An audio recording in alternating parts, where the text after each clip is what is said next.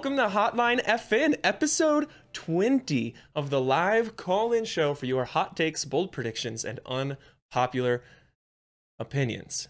Did I say that right? Hot takes, bold predictions, unpopular opinions. Nice. You'll notice in those three, it's not questions. I'll reiterate, we always do this show. Exclamation point, Hotline FN. Gets you into the Discord, gets you to the instructions, gets you calling in with those takes, predictions, and opinions. Bring them, because we want to talk about them. Who's talking about them? Our very special panel. It involves me.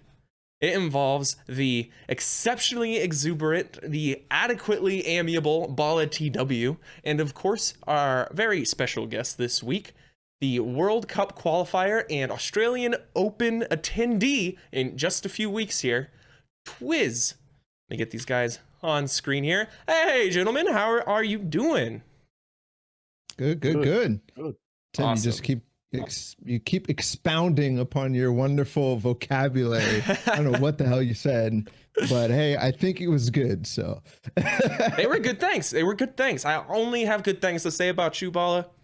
Speaking of good things, what have you been up to this last week? I've been taking kind of chill week after PAX. Last weekend we went to PAX. A lot of you guys know that because I did the episode out there, but that was a blast. And it's kind of chill week, kind of thinking of a lot of different things and just watching. I've been consuming a ridiculous amount of esports content, like all sorts of podcasts, all sorts of like shows. I've been watching like old broadcasts of like weird, obscure, like I just watched CDL League, the Call of Duty League. Mm-hmm. Call of Duty League.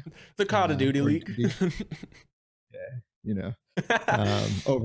Like a bunch of random esports content. So just to, I don't know, see what else is going on outside in the world, see what we can do better over here in the Fortnite scene, basically. Definitely makes sense. Yeah, I know that we were talking about the LEC, one of the League of Legends leagues, has started up again this weekend. It's definitely a wide, interesting world. I'm glad you're back home and not in that hotel. As fun as that was, it's got a little nicer environment going on here that we all love and appreciate. Better acoustics. Slightly, just slightly, ever so slightly. Twizz! I don't know about slightly. Oh, okay. Massively better. I'm sorry, I didn't mean to diss on your office like that. My bad. Twizz, what have you been up to, boss? I mean, welcome to the show, first off. Thanks for being on. Thanks for having me. I appreciate it. No, it's definitely a pleasure for me to come on. It's cool to like watch some of the early episodes and then get invited to come on myself. So happy to be here. Thanks again for having me. Of course. For me, I haven't been up to too much lately. Like over the Christmas break, you know, there hasn't been tons of competitive Fortnite and what have you. I've been like keeping up to date on the NA guys, making sure I'm watching their cash cups and seeing what they're up to, working on my mechanics for Australian Open, playing some games here and there, just grinding it out and just kind of taking a little bit of a chill for my mental and stuff like that. The grind's been pretty real lately with Winter Royale and what have you. So it's been good to have a little bit of a wind down, but I'm looking forward to Australian Open. It's going to be good. Yeah, I'm super stoked about Australian Open, and I think it's probably what we're most likely to jump into here first. I want to reiterate one final time before we start hopping into talking about some of these topics on your favorite live podcasting show. Make sure to hit exclamation point, Hotline FN. Join the Discord, submit your topics, get on the show. Let's have a good time. Bring some interesting things to talk about. Again, not questions. Bring a topic. What do you think? And then we'll tell you what us think. Yeah. Bring a take. Bring us a break of that Kit Kat bar. There's something there. It's there somewhere. It's there. You just gotta go digging for it. Let's get fiery. Let's get something interesting. I don't want the same old. I don't want to talk about aim assist a single time tonight. Like, fuck that shit. I'm done. We probably will because I already mentioned it, but everybody's like, "Oh, I want to know about aim assist." No, we got 5 minutes in. Damn. All right. Well, let's talk about the Australian Open then. Let's start. The big shrugs. Let's start there. Let's start the Australian Open. So that's February 1st and 2nd. And it's a super fire tennis event, right? I don't know why. Twizz, can you maybe shine some light on why you were picked to go play tennis in specific? Like, do you have a lot of history with that? I mean, like, I was there last year. I think I came like top 20 overall. They had like 2-day qualifiers, so you had to it was like really bad point thresholds back then. It was like you only get a point if you get like 3 kills or whatever. Yeah. If you get like top 16 with 2 kills, like you don't get any points. But they had like those open qualifiers last year and made it through those and played in the finals and stuff. So yeah, I assume that's how I got invited back. I don't know exactly what the criteria was, but yeah, I guess it was just based off. There was no like publicized criteria, but I can't imagine that didn't have something to do with it. As well, of course, as sorry, I was just gonna say, as well, of course, as you're qualifying for World Cup, right? Is a big deal in itself there you too. go. I'm sure that helps. Respect on his name. Put some respect on his name. Yeah, no, I don't know why the invitations are the way they are. They're kind of a little weird, I have to say. Like, not especially the OCE guys. The OCE representation is really good. I think they picked the best players, at least from what I know of the scene down there. But as far as the international representation, it looks kind of a little all over the place, right? We have a number of well-known people and a lot of also just like not necessarily comp players who are going and playing in the comp event, like even from NA East. Like I understand like Lachlan playing, but like I don't get why there's been some other people who have been invited. I really don't. And then the regional thing too, there's like no Koreans invited, but 12 Japanese players invited, and then 4 Chinese players invited. It's super confusing. Yeah.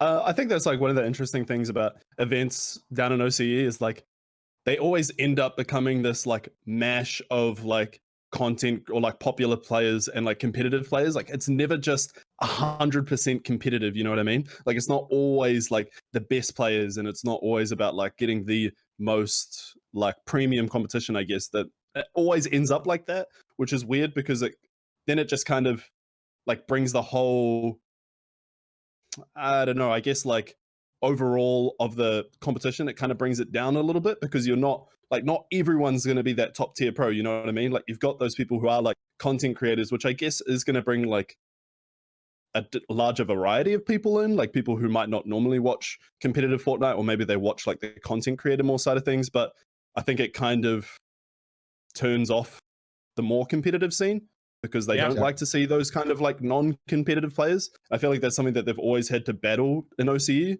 because the competitive community is so small. They always tend to kind of bridge it with that like content creation type scene. But yeah. It means less storylines for the hardcore competitive viewers to have to try and keep track of. True, because instead of worrying about what one of the upcoming competitive players is doing, you're more worried about Laserbeam or Lachlan or whatever you know. I was referring the other way around, right? Yeah, from the more competitive player viewers viewpoint, they can say, "Oh, sweet! Like I don't care about how Laserbeam's doing. Like I don't have to worry about that." True. Yeah, definitely. Yeah, it's both sides. It's both sides, and it can definitely go both ways. The weirdness of it too is like you're not hooking you're not gonna have a competitive Fortnite game going on.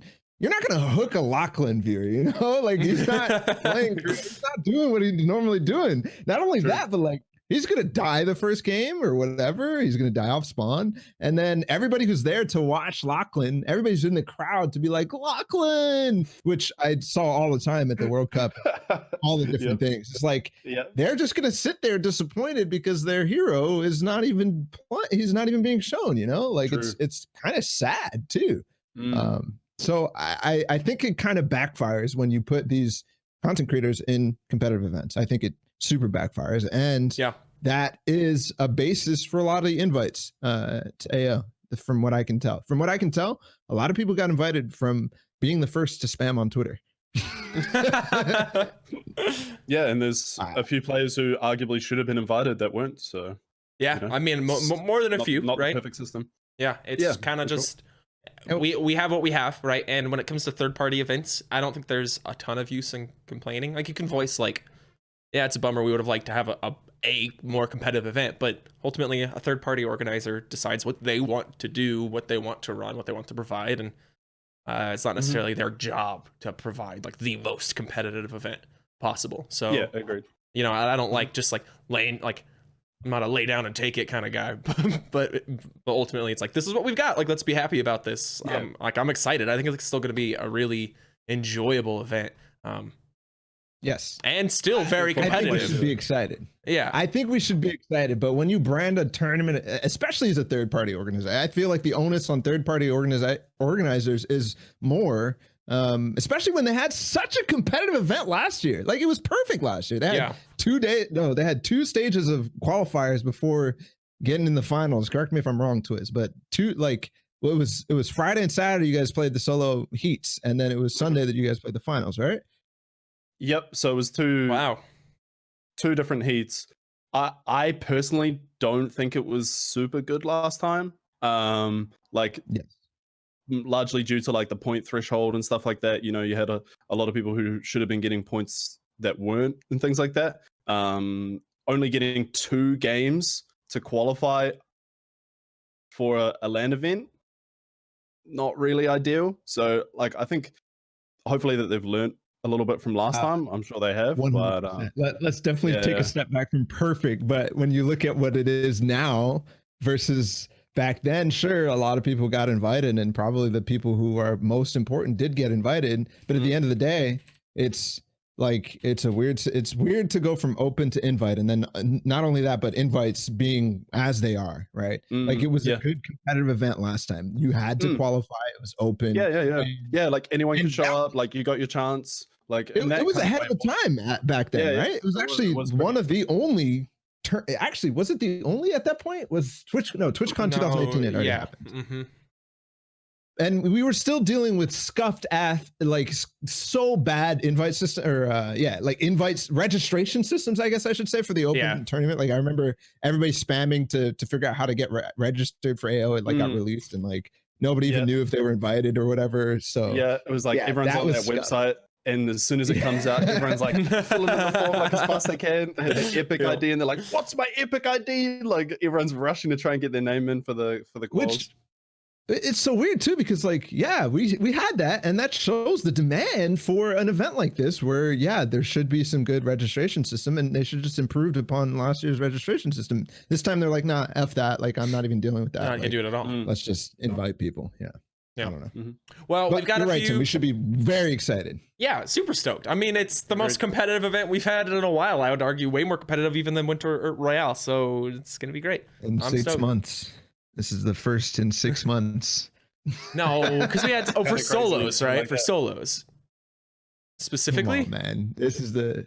FNCS is pretty high. I'm talking about like the most LAN. Yeah, LAN. Okay. It's not international. It is played in every region. Man, it's boring. Like compared to the scale of this, it's boring. Like, you have to say that.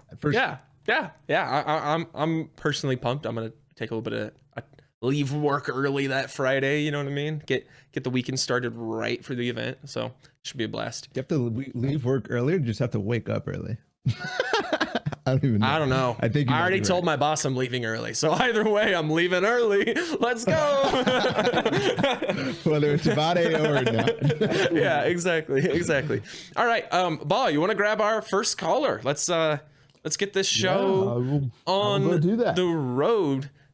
Twizz, I do have a question for you. We've been covering this with everybody, much to the chagrin of some of the viewers and even Balla himself, but I need to know what's tier 0 breakfast cereal in Twizzland. Tier 0, like the worst breakfast cereal? No, the best. It's so good. It's above. It's not even on the chart. It's at the very top. Tier 0. Like cereal? My tier 0 breakfast is bacon and eggs. Oh, but okay. My tier 0 cereal? Oh, fuck. That's tough. Wow. I'll probably have to be like. How is this not on the tip of your tongue? Wait, sorry again? Weet-Bix. You know Weet-Bix? No. What's that? Yeah. Weet-Bix slaps. It's just like dry biscuits of wheat, and you just have it with milk, and you have some sugar in there, and you just munch that. Yeah, we call those here. We call those what do we call those in silly old United States? What are we talking about? Hey, what's the wheat blocks, Weet-Bix. the chunks of wheat that masquerades as cereal? What the hell? You know what I'm talking about? Shredded wheat, shredded mini wheats. Yeah. Oh, a cereal. Yeah. I heard something. Okay, so basically, different. Twizz told us that he doesn't eat good cereals, and we're ready to move on. Oh, we're on the cereal thing. Okay, got it. You ask anyone from New caller. Zealand, and they'll either love or hate Weet-Bix, probably depending on how much they had it growing up. All right, I'm seeing he's fair. Weet-Bix, so. All right, we got our first caller in here. What's your name and where are you calling from? My name is Rydax, and I'm calling from the UK. Rydax, hey, from the UK. Glad to have you. What do you want to talk about tonight? So I wanted to chat a bit about AO, and my question is that, do you guys think that the Australian Open will see the most pre-calculated rotations, pre-calculated storm surge strategies, and the deepest mind games pre-tournament up until now in Fortnite competitors' lifespan? And if so, do we see an evolution of Stormfight predicted pinches, i.e. at Center Mountain, which you actually saw Fun plus Assad do in the Chinese qualifiers with Storm closing in? And how do we think that will actually play out at a LAN setting? Nice. That's a deep question. That's a deep question. Like that. That's a great topic. I like your opinion on it too. For people who don't know you and why you'd be interested in this topic, can you introduce yourself a little bit more? Because you do a lot of coaching and involvement in the Asia scene, right? Yeah, so I believe I'm one of the only people to actually know the Chinese scene as well as I do because of my regular traveling in and out as a coach and an analyst into the country, out of the country. And since the scene is quite closed off and the pro community is quite small, you'd have to know somebody beforehand to try and get to know the scene well, unless you were just really lucky. Yeah. Okay. So the question was if basically we're going to see the most advanced strats out of AO, right? Not a question. Rydax thinks that is the case. And if Rydax is saying that, I think that is a very good case that is the way it is, at least for the players he's associated with. No argument there. I don't know. Twizz, are you? I mean, obviously you don't want to leak any kind of crazy strats, but have you been investing a lot into, opposition research and that kind of stuff coming into AO?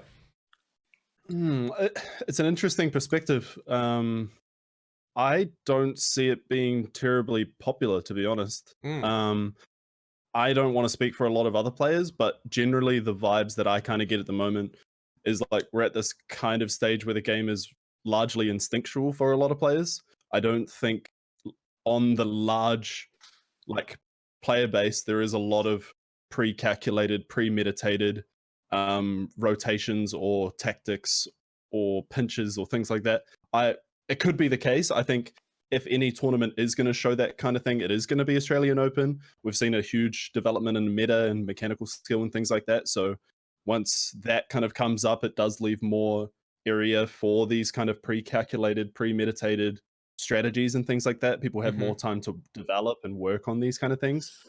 But at the same time, because the playtime of the players is so high now, especially with it being an international event, it's hard to kind of know who's exactly going to be where, who's going to be dropping at what spot and where they're going to go to. I'm sure that kind of information is available, but I think it's harder to kind of get an all in one place in an international event. But I think it could happen. I think there's some players that will do this kind of stuff. They will have these pre-calculated routes. They will have their game plans and things like that. But in terms of Stormfight prediction pinches and things like that, I don't see it being a terribly huge element of the competition. I don't think we can. I think after World Cup, I don't think we can say that any tournament's going to come up to that level, because World Cup had 2 months of prep time between the amount of time when we knew 100% this was all the players going to play, with exceptions of a couple substitutions or whatever based on people not making it. But we 100% knew who was going to play at the World Cup. And that was the time that Destiny Jesus actually got his rise. You remember? That was the time where he was like, oh, I'm coaching everybody. And we were all like, yeah, he's coaching everybody. Interesting. Drop spots and loot pass for everyone.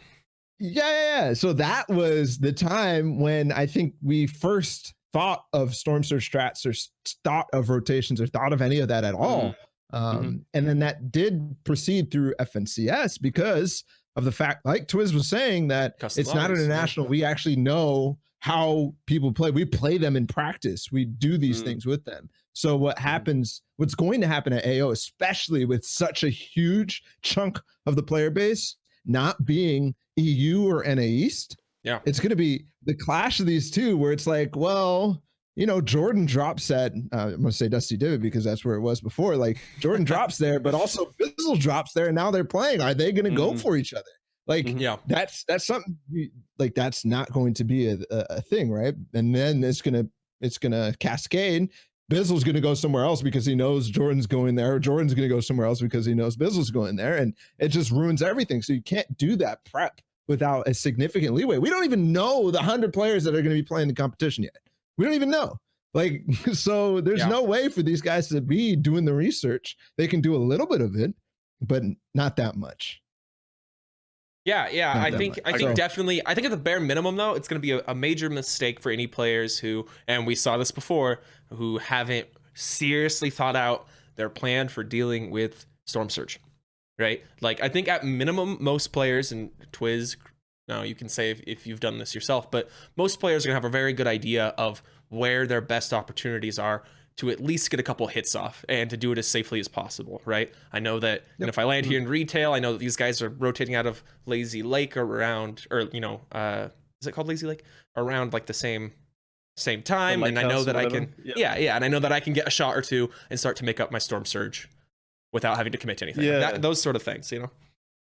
Yeah, I definitely agree. I don't think Storm Surge is going to be like, that's the thing, right? Is because we don't know 100% who's going. We don't know 100% where people are going to be dropping because we haven't had like a super competitive solo event in recent times. So like, it's going to be hard to say. I don't think it's going to be very pre-calculated, like, especially in terms of like Storm Surge. Like, if you need Storm Surge, you're just going to shoot at every single person you see at every single moment, like pretty much. I think some players will have specific moments where they go, okay, I finished my route, I can get some tags on these guys, or they see someone fighting, or that's like likely that there's going to be someone rotating there. But I think generally it's not going to be too premeditated. Okay. So I want to kind of bring it back. I think actually if we get rid of the opposition research aspect of Right Axe's question and just go with like my own prep, my own routes, I think this will 100%. I think I would agree with him. Like, this is the time that people are going to be the most, like, nobody's going into this tournament. I thought, Twizz, you were about to be like that in a second. I was about to be like, no, you can't be doing that. Nobody's going into AO with like, without thinking about Storm Surge, at least a little bit. Course. You know? Nobody's going to AO and being like, okay, I'm just going to drop Misty Meadows and then go center zone. Woohoo! Like, everybody's like, okay, I have to have some sort of a plan. So in that sense, yes, we will be probably seeing the most premeditated loot routes and all this sort of stuff, specifically with Storm Surge in mind, more than World Cup in my mind. Yeah, I agree. Yeah. I don't think there's a lot to argue about that. Right, Axe, do you have any additional thoughts on that whole opposition research piece? Do you think that's going to be a bigger factor than maybe we're accounting for? I think, judging from my experience with the Chinese qualifiers, nobody were actually able to do research beforehand due to how spread out the info was laid. I think instead of premeditated Storm pinch fights in the first two games, the best of the best players will be able to actually adapt to that. And because when I said Sad made that prediction, he made that prediction in game 4, I think, or game 5. And then he was able to get a free kill, I think, in a Storm Surge check, and he was able to safely rotate in the zone. So I think there's also that aspect of mid-tournament predicting. The evolution throughout the course of the games. Yeah, I think that we're definitely likely to see that. And honestly, the most interesting plays and outcomes will come from that, right? The most interesting moments will be moments where you can tell, where the commentary team can tell, like, yo, they must have made this move intentionally. Like, normally they wouldn't be here. Normally they wouldn't be waiting at this, place or whatever. They mixed something up to pull this off based on previous games. Twizz, are you specifically looking at anything, any specific factors to look to mix up after a couple games into the event? Or are you pretty set on, like, I know my game plan, this is what I want to do? I think for the most part, it's going to be like, I know my game plan, I'm going to stick to it. If little things don't work, they're going to require adjustments. But I think like you brought up a really good point, which is going to be like using that first game in particular for info gathering.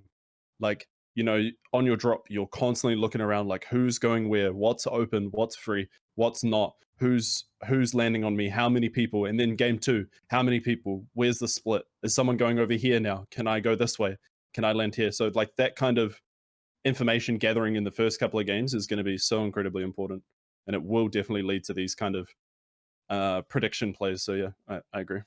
Yeah. All right, thanks so much, Radax, for bringing this take to our attention. Thanks, have a fantastic evening. You guys too. Thanks for having me on. Bye. I got our next one right up. Hey, what's your name and where are you calling from? Hi, my name's Cray, and I'm from the UK. Another UK caller. We got the right time slot here, Balla. We're doing it. We're doing it, baby. Which is funny because it's like what 1 a.m. there. Yeah. Go to bed. No, don't go to bed. Don't go to bed. The Cray, thanks for calling in. What did you want to talk about today? I wanted to talk about the competitive scene in general, as in, I think that is the most skill-based competitive scene we've seen in the whole history of Fortnite. The lack of rotation means that there's less RNG in endgames, and that it requires more skill to be able to get to those late placement points.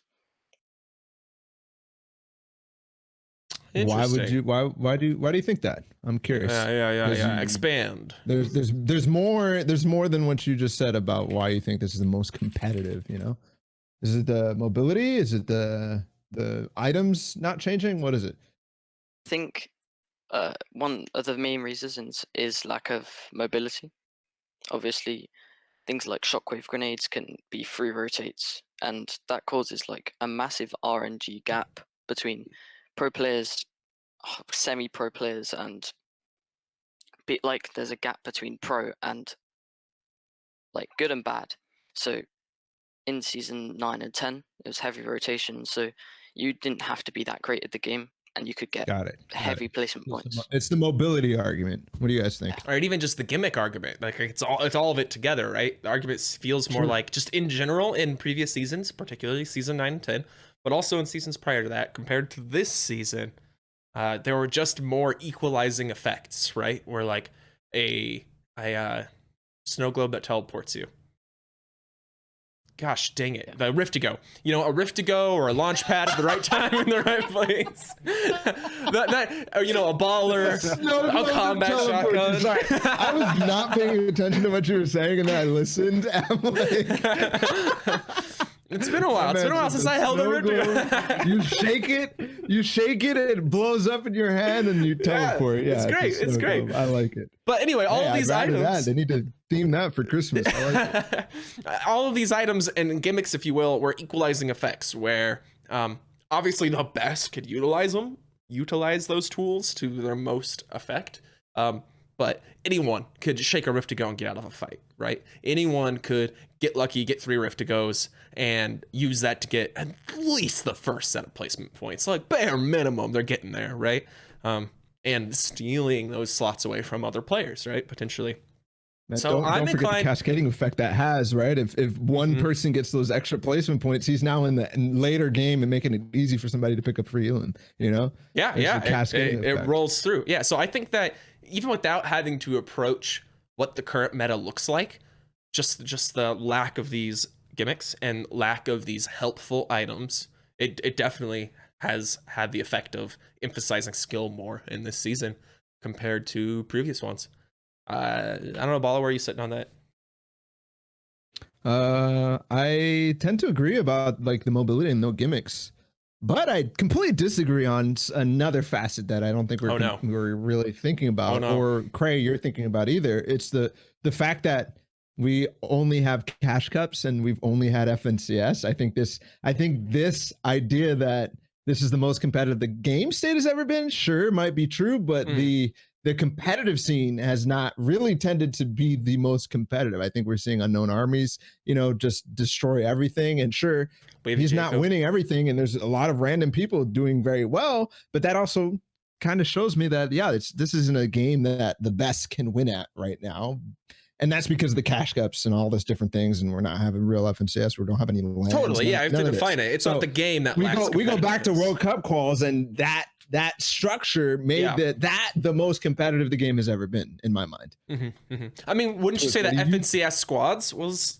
I mean, like, Yes. that was pretty Fuck yes. damn competitive, right? Like, that felt pretty dang good. Yes, it you know, was. aside from my own Yes, it personal was. complaints Yeah. about having 4 people on a team. But that was one event. That was one event out of what? Like how? Yeah, actually, but it the was only like a event we've had in the 5-week past- event. I mean, we tend to forget about it quickly, but it was substantial, you know. I don't. That was the best. I loved it. Anyways, Twizz, what are you thoughts, thinking? Twizz? It's an interesting one because first and foremost, I just want to say that shockwaves were broken and I didn't like them at all. But second of all, I think it's interesting, right? Because on one hand, you say that due to lack of mobility, the game is now less RNG because people who, like, nobody has those items instead of only a couple of people having those items. Whereas there's the other side of it where if you have mobility enough to the point where almost everybody has mobility, then you're not getting choked out of certain scenarios where you get like a far side 50-50 or something like that. You're not getting locked into those kind of scenarios. Like you have the opportunity to really perform, or like, you know, to extend your game. You get those opportunities to extend your game, which in my opinion almost makes it less RNG, because I feel like in order to actually extend your game these days in a solo meta, a few things have to go your way. Not everything, and obviously the best players will always be able to extend their game, but I feel like in the current meta, in the current meta, for you to actually be able to get an impact frag or get more mats or extend your game, a few things have to go your way, whether it's the zone pulls back or, you know, you've got a person in front of you that you're like, that's just got beamed by somebody else that you're able to pick up or something like that. So I think there's definitely arguments for both sides. In my opinion, I think mobility is better. I am a huge positional player. I love positioning. I think if you have good positioning, you'll be consistent no matter what the state of the meta is. Yeah. But I am not a fan of players being put in a position where they have to run the furthest distance possible all the way across an in-game lobby and just like YOLO and just, if I make it, I make it. For you the know? best. Yeah, I agree. Yeah, I agree. I think that there's a middle ground, right? Where there's too many things that, as you said, I like that way of phrasing it. Too many things that can extend your game past what could otherwise be considered like a failing of skill, right? Like I had bad positioning, but it's okay because I got this item. Or, you know, I didn't plan for this, okay, but it's okay because I got this thing. There's a middle ground where there's too much of that. And then where there's not enough, and you feel too much at the whim of the random elements of the game. There are a lot of ways, I think, for Epic to tackle that, and that's one of the things I'm excited to see if they approach it at all come season 2, chapter 2, season 2. Because I don't necessarily think that the best answer is just add launch pads and something else back in. It's exactly how they were.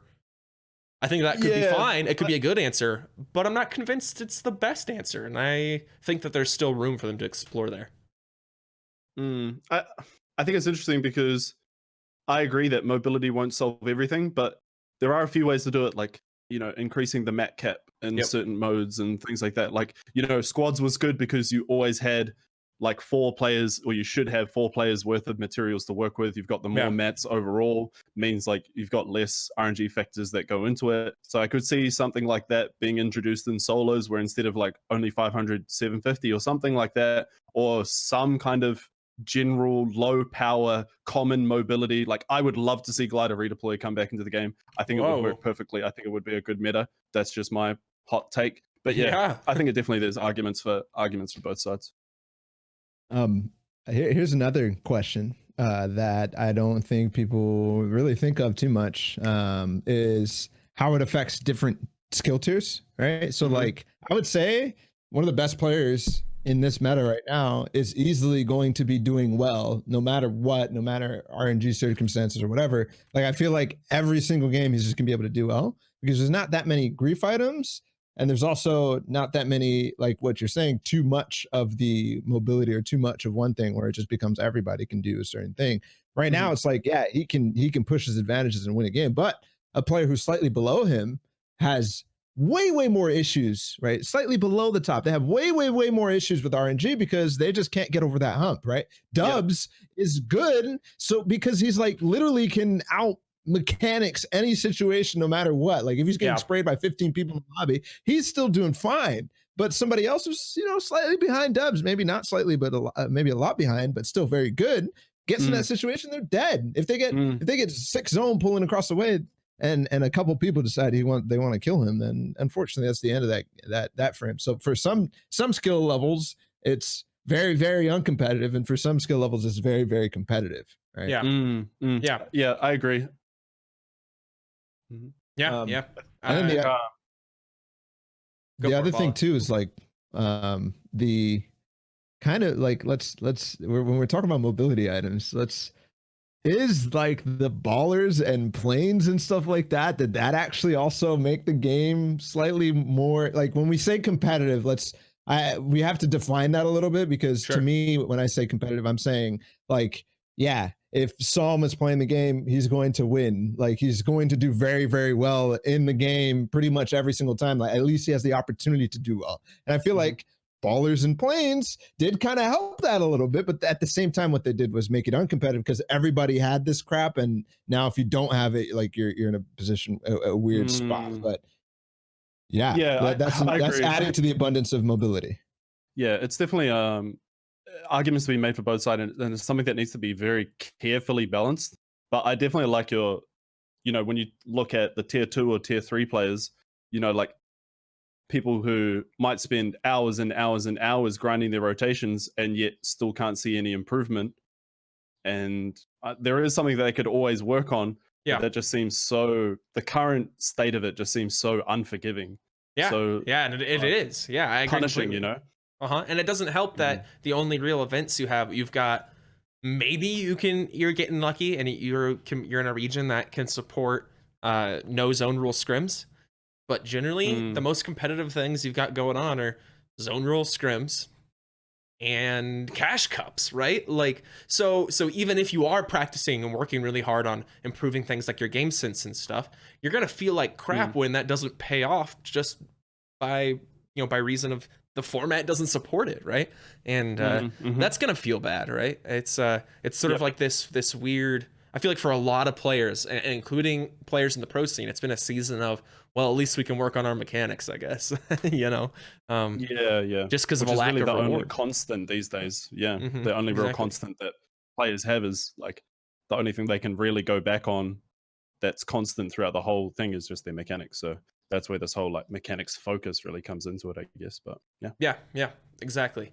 I think that ultimately for me, I want changes to basically all across the gamut we talked about, and if that comes in the form of old mobility, new mobility, that's cool. I'm up for more drastic changes too. Like let's take another look at how the zones work, right? Let's take another look at how, there's a difference between permanent mid-game mobility or an early game mobility, things like boats and potentially new things, geysers, that kind of stuff, and items and in-game mobility or at-will mobility.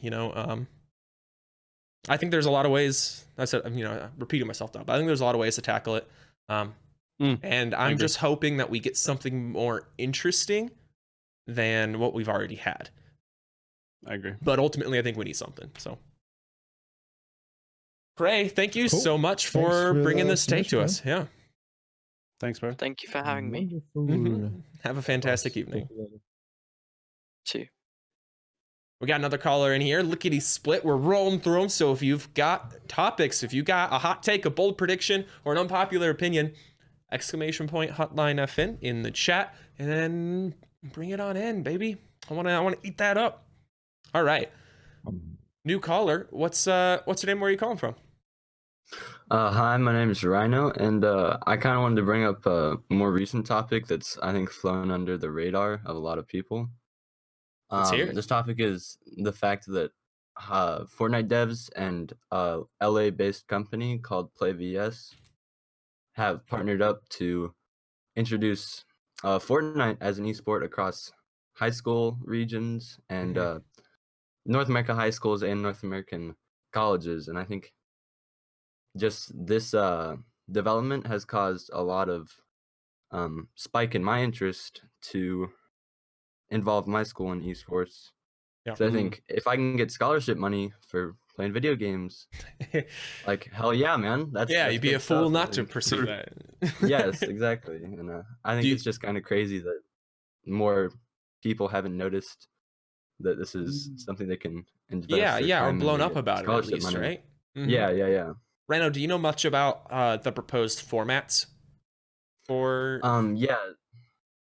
Yeah, so please. the upcoming season is going to be duos, and one of my challenges was I can't find someone at my school that I think is good enough to play duos with, which is kind of crazy. But yeah, it's duos and we'll tryouts then. Yeah. You put some flyers up. Yes. Come on, that's a big part to be Rhino's duo. Let's go. Hey, you could dox yourself on our show if you wanted to. You could, you got an address for tryouts or yeah. Abort. But that's a great point of this sort of initiative is like, this is, it's not grassroots in its organization, but it is grassroots in at the level, right? Like, this is a chance for you and for anybody. If the answer is like, I'm the best player in my school and I don't have anyone else on my skill level, if that's the issue, the solution is great. I've got to elevate the average skill level of people who are interested in my local scene, right? Around you. Yeah, exactly. That's how fighting game scenes work, like, period, right? Like Tekken, there's been a huge insurgence of international players and stuff, right? Whereas normally it was mostly dominated by American and Korean players, right? And that happens kind of like at first in this isolated bubble where these players in this community are all playing together, getting as good as they can, and then sending their best out to face and challenge the world. And that's what's gonna spring up in the most successful schools and regions for this kind of event. It's got me stoked, man. It's just gonna elevate the average skill level, bring more people up to that point, create a broader interest in competitive Fortnite, both from like parents and teachers and faculty, and of course in the kids who are interested in competing. It creates a more insulated scene for them to compete in, where they don't have to worry about getting bodied by unknown army, right? Like, I'm so excited about this, and I only see benefit. I want to call up my local high school, like, you guys, I want to come and cast your events, like let's do, like, I want to work with you. This sounds great. I don't know, Twizz, you're looking pretty emphatic about this. What do you think about this announcement? I was just having a look through the PlayVS, like, on the website and stuff like that. I think, like, I agree. I think this is cool. I think why it's not really drumming up a lot of attention or a lot of noise is because of the lack of a main, like, broadcast.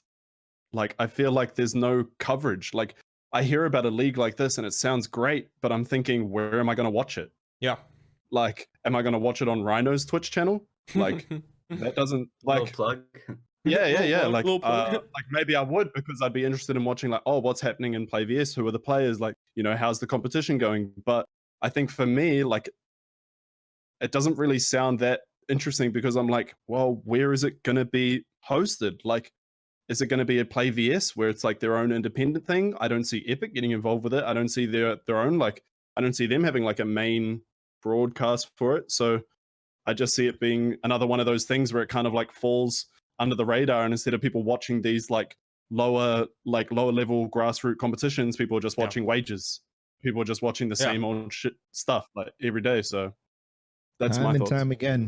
Time and time again, this is happening with Fortnite tournaments. Over and over and over, it comes down to very, very poor promotion and not pushing from the right channels and not putting a great deal into marketing the event. I don't understand why, because I think that would bring greater interest to play it. I think that would bring greater interest to watch it and value to the schools and players themselves, right? I think that's a huge part. And like I said in one of my tweets recently, it's like, it's all about the ecosystem, right? So this PlayVS Twitter account, which the tweet did do pretty good, but it's just one tweet. I go on their Twitter right now, I'm following it, and I don't see really anything that's been getting pushed besides the main announcement. This Twitter account has 7,500 followers. They need help. They need help from a whole rack of places. Epic is one of those. Yeah. And then all their different schools and stuff like that. They need to be getting this pushed from a bunch of different angles. And then on the other side too, it's like, it's also our fault. Like, I didn't see anybody else talk about this besides on my retweet of it. Like, that was literally it. Nobody else, I saw Unknown Army commenting on my replies, but nobody was like, oh, I'm about to win so much. You know, I'm about to win this thing that's going to happen in my high school. That didn't happen at all. You know? Yeah. I didn't see anybody talking about it. I want to echo some sentiment. I'm seeing it in chat, but also of my own accord. Like, as far as I can tell, this is a pretty preliminary announcement, right? It's like, yes. By the way, we're doing this, more information to come, right? But also, secondarily, like, high school anything doesn't tend to do well Really in a world where there's already like an actual pro scene, Very right? true. Like, you know what I mean? Like, But it would in Fortnite. In Fortnite, maybe. This is maybe. a high school scene game. dominated by a few massive content creators. You know what I mean, right? Like, as far as like viewership goes. But ultimately, though, I don't care. Like, even if they never promote it, even if there's never anywhere to watch the events, as long as 100%, as long as players in high schools are being engaged, then we're still, the greater Fortnite scene still draws benefit from that. And that's great. Obviously, could it be better? Super, of course. Like, I want it to be as amazing as it can be. You know what I mean? And I've seen a lot of sentiment in chat. On the one hand, Tim, yes, it's good because you were engaging high school players, but like, you also have to think long term. Like, I'm always thinking this way. If it's good now, but if there's no value in it for the schools, if there's no value in it for the company, Play VS themselves, if there's no value in it for Epic, why are they doing? Then Epic is going to drop their partnership. They're gonna stop, supporting Play VS. Play VS to be like, oh, I don't want to do Fortnite, and then all of a sudden it's done. Right. And that's kind of the crux of the issue with Fortnite in general is like, there's this big potential for so much great things. Yeah. Things like Play VS, things like everything, but they get bogged down by, oh, well, I couldn't figure out how to do, score my custom. So I'm going to run bot races. And it's like, oh, well, nobody wants to watch that. Sorry, man. Like, nobody wants to do this. Totally. There's no promotion. So nobody knew that Play VS happened. PAX Arena that it just did. Nobody knew it happened. But guess what? It was one of the best tournaments that I've ever been at. And it was so hype. Yeah. And nobody will ever watch it except for the couple of Twitter clips me and Monster D-Face put up on Twitter. You know what I'm saying? Like, it's so rough. Totally. And I agree. I think that we'll have to wait and see what their approach is, because they might find a lot more success by taking it a more classic high school sports approach, which is to say, like, you're never going to hear about my 8-time champions, high school football team out here in Utah. You're like local champions, because like no one, like, who cares other than like parents and kids who attend that school. But if it's marketed well, it can create a legacy within those schools and communities of like, this is a thing we engage in as a community. We go watch the events. We go, we're interested in the people who are playing, and that like 1,000 or so in, decently urban areas, like engagement, that can still have incredible benefits, even if it never is intentionally marketed on a more global or even national scale. So I think that there's a lot of routes. I agree that they need to pursue a route heavily. Like, I assume they have a plan. But I agree at some level. Yeah, at some level there has to be like, this advertisement and garnering of attention beyond what we've seen. I think one last thought, I guess, from me was like, I would love to see, like, because the nature of Fortnite, the younger player base, the younger viewer base, this kind of like generational shift that Fortnite's kind of leading, it's being a part of, in terms of like, this is a game that's breached pop culture for the first time in a long time. It's one of the biggest gaming phenomenons that we've seen, in probably the last century. So like, I would love to see some sort of push or development from Epic to try and help these kind of things into the mainstream and kind of make these things more accessible and like promote these kind of things. And I guess like try and bring esports or video games out from under that kind of umbrella, of stuff that people do, but people shouldn't really pay attention to, or, it's just a thing that people do for fun. Like, I want to see it more like branched in with mainstream sports and stuff. I feel like there's a lot that could be done with that kind of stuff, but I feel like that potential is not really being reached. Yeah, can I bring up one more point, guys? Please do. So, like, just specifically more like the only place I saw the tweet like show up was either from Balla and Nate Nazar, which I don't know if you guys know. I'm sure you guys do, but some of the people watching, he's the head competitive leader at Fortnite or Epic Games right now, and he retweeted it. But like, Fortnite could have done something on it, posted something, and I think if Fortnite will post something on it, a bunch of kids will get riled up, tell their parents about it, and then I think that would bring in older generations, or I guess I could see it dividing some of the older generations, get some boomer tweets, but like there is an issue with what you're suggesting, which is Fortnite retweeting their thing. And at the end of the day, it is that Fortnite's a business, Epic is a business, PlayVS is a business. If they want Fortnite to be promoting this event like seriously, then they need to be paying up. Like that's the nature of it, and the tough thing about it. So that's directly where that isn't happening. At the same time, though, Fortnite directly benefit. Like it's one of those things. It's like, hey, should I be promoting this? In my mind, Fortnite should be promoting it because, hey, guess what? This is creating an interest in your game for basically.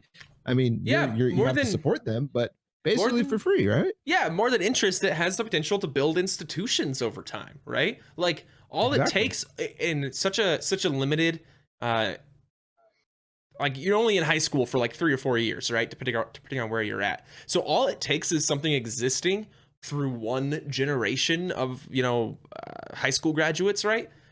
For it to become an institution in a school, right? You've got freshmen experiencing it and it evolving and being a part of their school's things that go on for 3 or 4 years, and now you've got the fresh set of freshmen who've been hearing about it, who've been excited about it, and are now a part of a second generation, and those things take on a life of their own. And I think that there's a lot of value for Fortnite like that. Just you get institutions like that developed, the game is never going to go anywhere. Like the game will stick around for a long ass time if they've got at minimum American high schools always playing it. And that's like minimum, like bare following minimum. that point. Like one day, like if the pros or like semi-pro players grow up, like they'll be coaches for their children on Fortnite. Like that would be the extreme institution that we'd be looking at. And I think that would be like completely beneficial. Yeah. Or the next Epic game or the next whatever. Yeah, exactly. I think it's important. And I really think it's important for PlayVS to realize that this is a big opportunity for them to really hit that Fortnite market hard, because in my mind this is like the perfect, this is probably the one game where a high school and well, not necessarily college, but a high school league, I would love to see even some lower tier things like a middle school league or something like that, just because this is the age range and this is the hype right now. There's been so many collegiate leagues and high school leagues. This is where the skill is. That nobody cares about. No, it's not necessarily about that. It's just like nobody cares about these leagues because it's not the right demographics. Like League of Legends is sure it's being played in high school and whatever, but like nobody really cares in high school about League of Legends. It's not the hot thing, and sure, maybe Fortnite is no longer that hot thing. I haven't been in high school in a long time, so I have no clue what they're talking about now, but like it feels like it's still captivating people. Maybe it should have been like a year or 2 ago, and then it would have been really, really good. But I guess we just don't have to have that stuff, or we weren't ready for it. So here's the interesting thing. You said, Rhino, you mentioned that. Sorry, I had to like look around something to see your name on my screen, but you mentioned that the format is duos. When's the starting date for events? Because that's going to be a pretty good indicator that if duos arena exists, then we can probably expect we're going to have, full-on competitive events in duos around that same time frame. I think a lot of people think that, but I don't know about that. I think that might be a reach. I see the other side. We've seen GG Circuit got announced. We're like, yeah, we're playing whatever. And then it's like, oh well, Arena Duos is not in the game anymore, so we guess we can't do this. Like so many collaborations. That's a good point. It's like, oh well, like I don't think that's. I think that's a reach, and that's fair. It's unfortunate that is a reach, but I hope you're right. It is a possible indicator. I hope you're right. Yeah. This is kind of a tangent I'm gonna go on, but like I don't know how long ago they announced the actual official like that they're partnering, but you have to have your school registered by February 17th. Oh, geez. That's like 20 days to talk to your principal, talk to your AD if you want to get like approved, find a duo, and then register. That's also assuming that they've not been within the PlayVS system already, right? Because PlayVS does have a massive reach already in terms of the high schools. Like I think they're in more than 50% of high schools. Oh, geez. So I don't think it's like a 13,000. Yeah. That's actually fantastic. Yeah, I didn't realize that. Yeah, it's big. It's big. Okay, cool. Thanks so much, Rhino, for bringing this up. It was great to talk about it, and great to talk to you. Good to talk about it. Thanks, boss. Have a good one. Sweet. Boom. All right, moving today. We're rolling through. We're rolling through. I think we probably have enough topics to get us through the rest of the episode, guys. So if you are currently hanging around, waiting for a topic to potentially get approved, I think we're covered for the rest of the episode. Please come back next week because I love you and I love your takes. So that said, hello, new caller. What's your name and where are you calling from? Hey, it's Big Lanky D. Y'all can call me Lanky to keep it PG up in here. I'm a 28-year-old boomer from Charlotte, North Carolina. I just wanted to say we're getting the whole dating profile. Height. Yeah. I thought I'd lay the groundwork here for y'all. I'm a big fan of Balla. Over 6 feet tall? On the scene. Yeah, 6'4". Okay, you heard it here first, ladies. You can swipe on this one. I appreciate the kind words, Big Lanky D. What did you want to talk about today?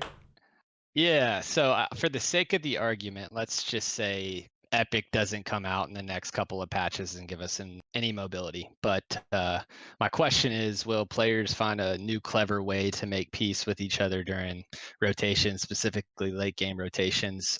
Epic says we can't signal, but there could be passive signaling, creative ideas, maybe holding minis, running with your pickaxe out. You're not technically showing them that you're swinging it, but I'm just wondering if y'all think that would be laugh at that for a second. Yeah.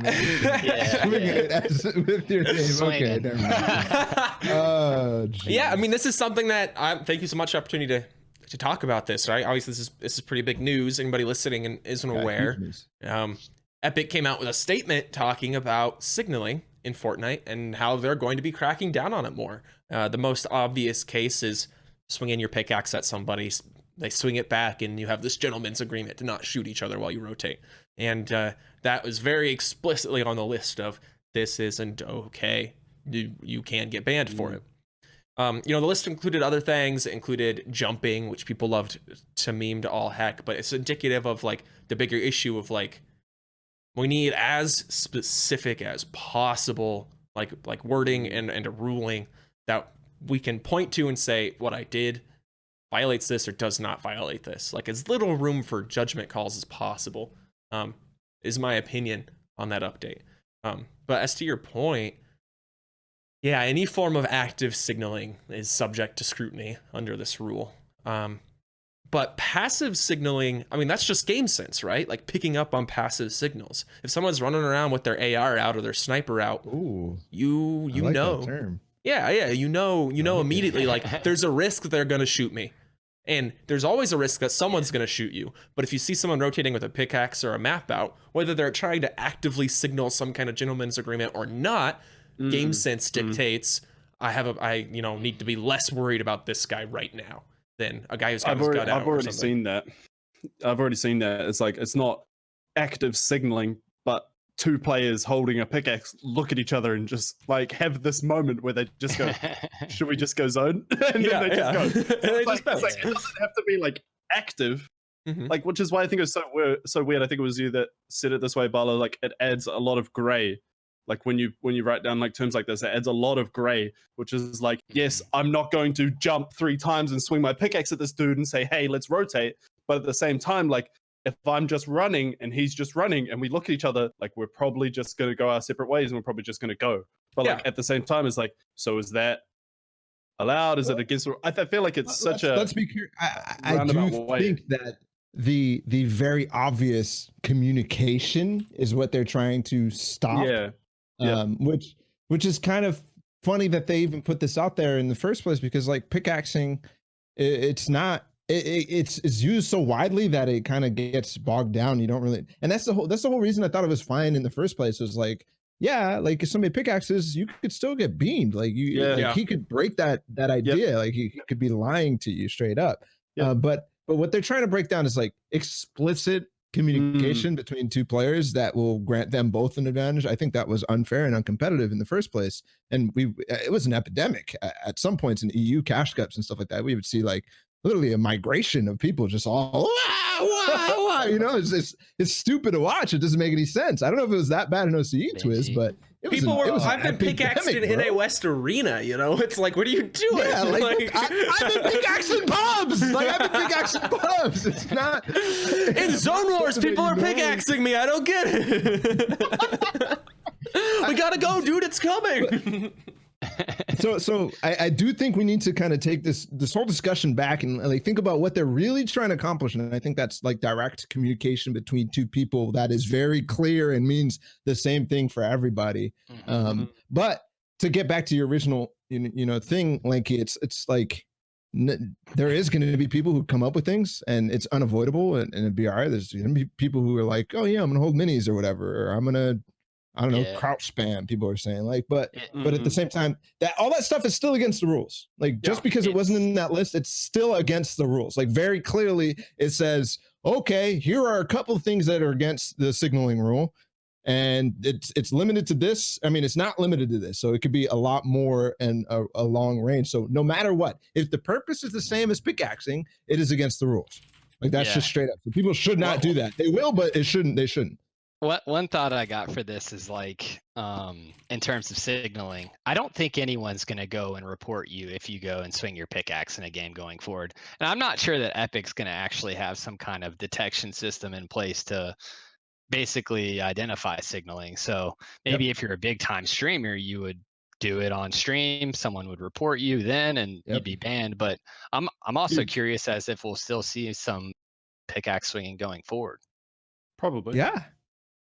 100%. Actually, I know we've already had, because guess what? Epic's announcement is not going to reach everybody that they can talk that's playing in the tournament. It's like probably less than 2% of people who play in the cash cups have read the announcement, have read the fact that pickaxing is banned, or even know about it at all. And if they did know about it, they probably heard it offhand, didn't read it itself. They heard it from clicks talking about it on stream, and they don't actually get the nuance. They don't actually realize, oh, here's like, I can't be doing all of this thing. So that's why definitely it's going to be a period of adjustment where people are going to get banned. It is weird. It is definitely weird. People are going to get banned.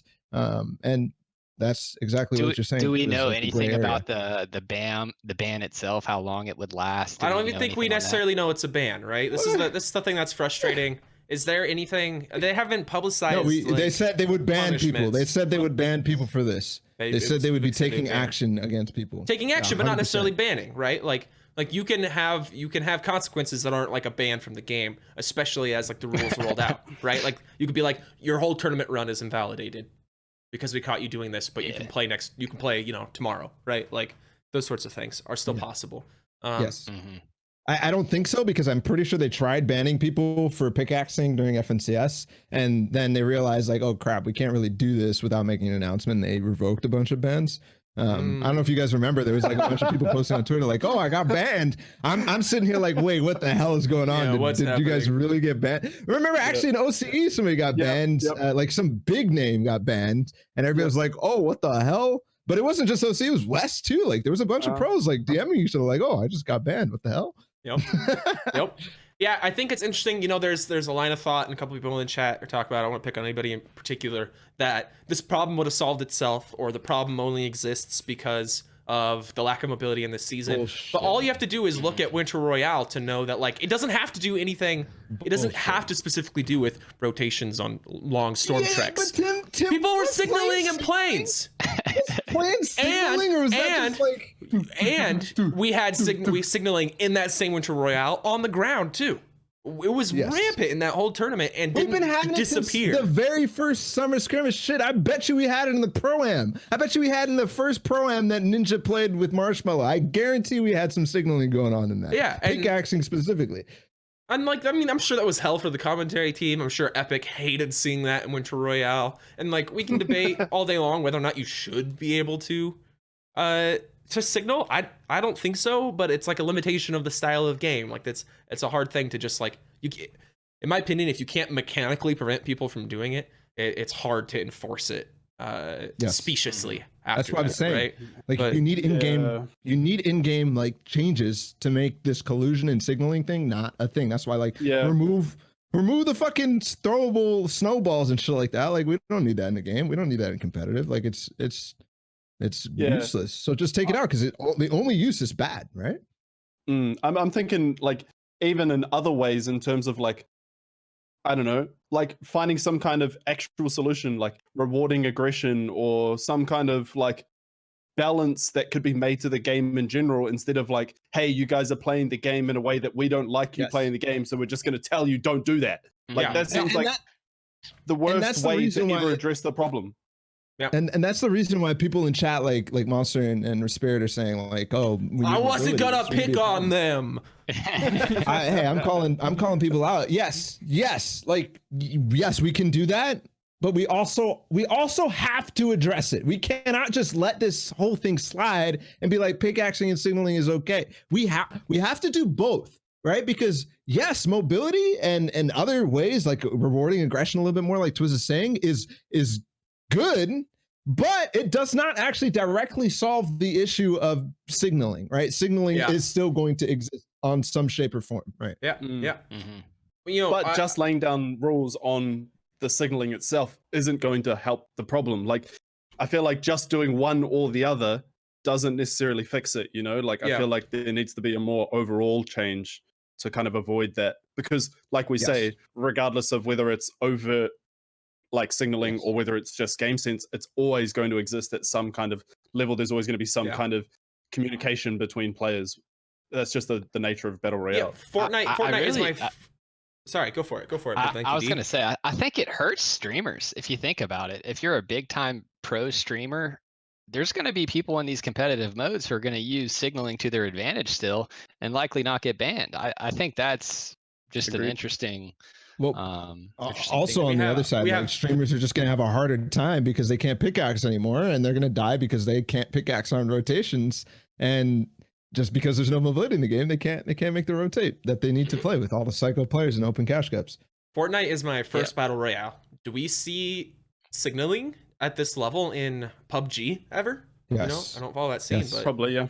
Is that something? No, I'm 100% sure. We have seen in H1Z1 and other games, we've seen full teams have literal shooting patterns that they would shoot off in the sky to say that team is me and I'm rotating this way. Like, they have that shit down to a T. And there was actually like big scandals about people like not just like playing shooting the sky. Like, these guys had a song that they were shooting up like to make people know exactly what's going on. That's kind of amazing, but also at the same time awful. Yeah, there has to be. It sucks because I don't know what the design consideration is that fixes that problem like entirely. The only thing you can think of is, I agree that a mechanical change to enforce the situation is ideal, but like, what is it? You know what I mean? Like, you can incentivize, you can make the situations that cause signaling less painful, right? But that has effects on the entire rest of the game. Something I talked about on Twitter was the idea of taking the early and mid game zones and adding more, right? So first zone to second zone to third zone isn't as drastic a leap. Keep the timings the same, but add 5 zones in that same time period.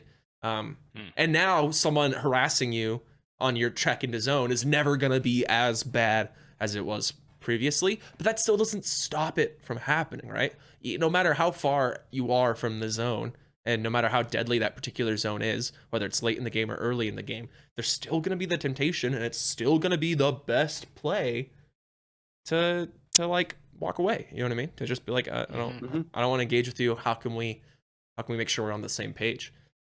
And as it is, The thing that's interesting for me, like a little off point, is like they are putting down these rules for in-game communication, but what about out-of-game communication? What about people who sit in 5-man, 6-man Discord calls, all playing the same solo cash cup, not getting into each other's games, not running into each other? Like, it's like, where do you draw the line, you know? Like, coaches.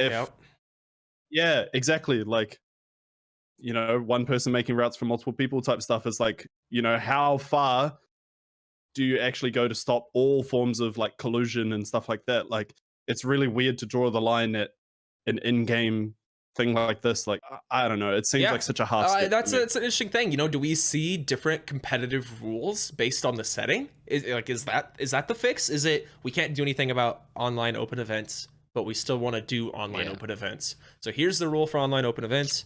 But on LAN, if you signal on LAN, you're banned. You're out of the event, right? Like, that's an approach they could take, a more enforceable approach they could take, but it would require all events of any substance would have to be on LAN under those rules. You'd immediately disregard any event that isn't under those rules, you know, and enforced. And then 2, you're playing 2 different games again, right? Where like the best of the best are not practicing what they actually, the actual rule set of the competition. Yeah, and that's like what they want to avoid. You know, they don't want the competitive players playing a different game than what everybody else is at playing. all costs. They want to avoid that. Yeah. So yeah, I agree with that. Any final thoughts here, Balla? I don't know what solutions you guys were talking about, but yeah, I think it's just an open-ended question. We just need to do as much as we can in terms of both in-game mechanics, rules enforcement, and just high quality play throughout, because this is an issue that it's like it's never going to be solved without just a very self-introspective look and social thing. It's like hacking, right? Hacking is not a big issue for a lot of things because we just see it as so abominable and so disgusting that we don't do it as people. But I want to leave you guys with this. I want to leave you guys with a question. In a battle royale, collusion is not good, but is signaling necessarily a bad thing? Right? Is pickaxing and stuff like that, like to rotate? I don't think so, personally. It's not necessarily a bad thing, because like when you think about the like popular, ways that battle royales even came out, it was like, way too many people like. I disagree with what I'm saying right now. I'm a bot. I disagree, but like when you think about like the Hunger Games and shit like that, and like the other battle royale movies out there, it's like people are making alliances and like being cutthroat and shit like that, and it's a hardcore life. It's the nature of the beast. It's the nature of the beast. On the flip side, when you're watching a show like that, what you're engaging with isn't how well are they performing in the battle royale. Yeah, what you're engaging with are characters and stories, and those alliances are more interesting, versus you're watching World Cup and half the lobby pickaxe each other up during half and half zone or something. That'd be a bad look. Like, that's just not engaging. Nobody wants to watch that. Everyone, any semi-casual viewer is gonna be like, this is bullshit. Like, that's so dumb. Like, what? This is the stupidest thing ever. I mean, we already did that. Right? Ballers, give us ballers planes, back, baby. Let's go. Yeah, exactly. No, I just wanted to kind of just like it's sometimes an interesting thing to think about the weird ass situations, you know. All right, Mr. Lanky D. Thank you so much for bringing this topic up with us. Appreciate it, guys. Thanks for your time. Y'all have a good one. You too. Peace out. All right. Oh no. Dragged Tim out. My bad. How could you? All right. Okay, we've got another question here. What's your name and where are you calling from? My name's Banks. I'm from South Carolina. South Carolina. Hey, why do we always have Balla's Carolina callers? Yeah, I don't know where that is. Mid-East United States. Do we call it that? Do we call it Mid-East? We should. Coined it first year. No, we call it Southeast. Southeast. Yes, South Carolina is definitely in the South, Tim. I'm sorry. I'm just talking east to west, wise. Like north south. Who cares? But it's on the coast, bro. Like. Okay, fine. All right. What did you want to? What did you want to talk about, Banks?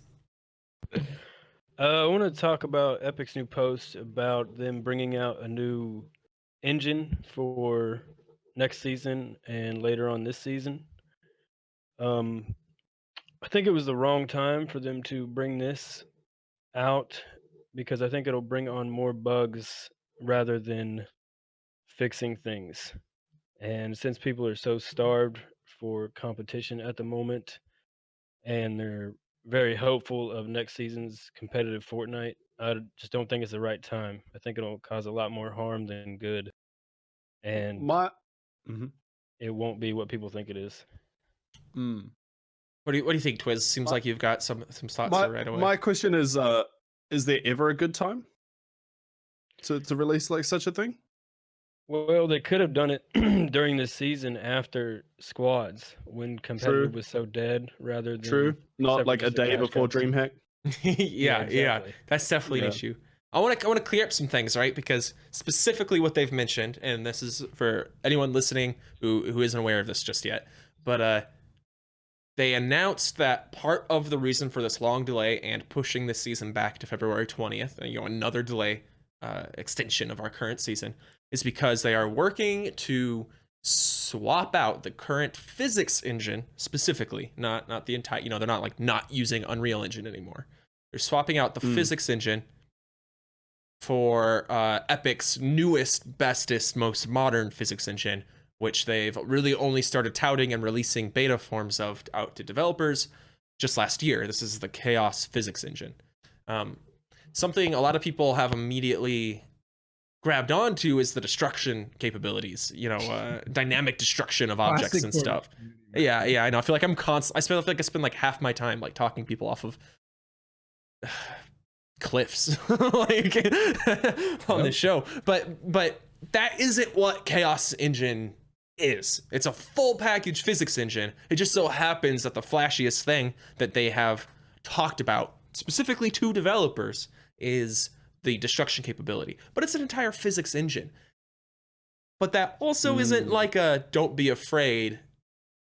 They're not necessarily implementing destruction physics, into everything, but the physics engine does still touch a lot of the game.